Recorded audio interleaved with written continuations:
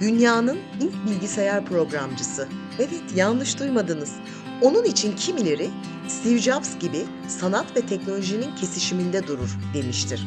İngiliz asilzadelerinden Ada Lovelace 1815-1852 yılları arasında çok kısa bir ömür sürmüş. Tam bir yüzyıl sonra ortaya çıkmaya başlayacak bilgisayarların tarihteki ilk bilgisayar programcısı olma unvanına sahip olmuştur. Lovelace'in ilk bilgisayar programcısı olarak anılmasının nedeni ise mekanik bir bilgisayar tasarlayan İngiliz Charles Babbage ile yürüttüğü çalışmadır.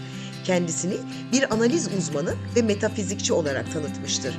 Hipnoz ve kafatası şekline göre kişilik analizi yapmış, bir yandan da ünlü matematikçi ve mühendis Charles Babbage'da çalışarak Babbage'in geliştirdiği dev mekanik makinelere destek vermiştir.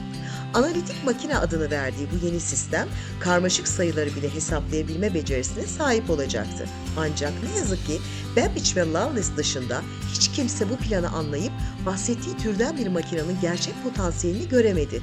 İşte bu, bilgisayarların ilk mekanik atası olabilecek makineydi ve genç bir kadının zihninde gelişti. Ada Lovelace'ın yazdığı bu algoritma, bilgisayar için yazılmış ilk algoritma olarak kabul edilmiştir. Adına Ada's Algorithm isimli kitabı yayınlanmış, 2014'ten bu yana raflarda yerini almıştır. Dünya Kadınlar Günü'nde ilk kadın yazılımcı Ada Lovelace'in anısına saygılarımız.